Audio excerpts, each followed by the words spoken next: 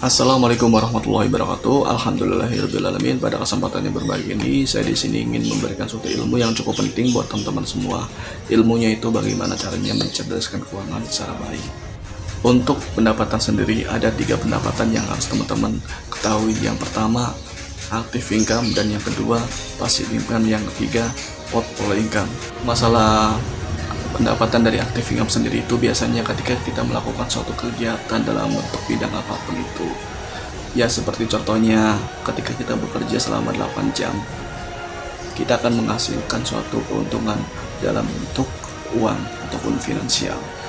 Nah, itu yang dinamakan active income. Jadi, salah pendapatan dari passive income sendiri itu biasanya didapatkan tanpa harus mengeluarkan tenaga ataupun uang. Jadi intinya ketika kita tidur tetapi kita mendapatkan suatu penghasilan, nah itu biasanya didapatkan dari paper aset, deposito, ataupun bisnis yang kita jalankan seperti itu. Nah, untuk masalah paper aset sendiri itu biasanya didapatkan dari saham ataupun obligasi, dan untuk masalah deposito itu biasanya didapatkan ketika kita menyimpan sesuatu kekayaan ataupun aset yang kita miliki dalam bentuk uang. Itu biasanya kita akan mendapatkan suatu keuntungan dalam bentuk bunga dari bank tersebut gitu.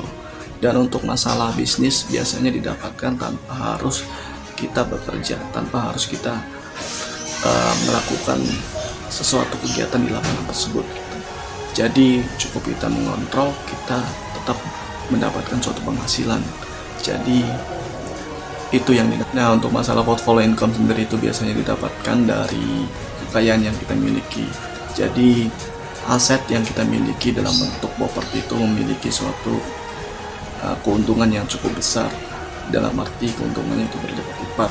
Seperti contohnya aset dalam bentuk properti rumah, itu kan tadinya kita membeli sekitar 400 juta. Nah, kemudian di tahun berikutnya kita menjual properti tersebut sekitar 550 juta, maka kita mendapatkan suatu keuntungan sekitar 150 juta. Nah, itu belum lagi kalau misalkan kita menjualnya di tahun-tahun yang sekiranya akan datang. Pasti kenaikan dari tanah itu akan semakin meningkat tergantung dari ketentuan pusat gitu.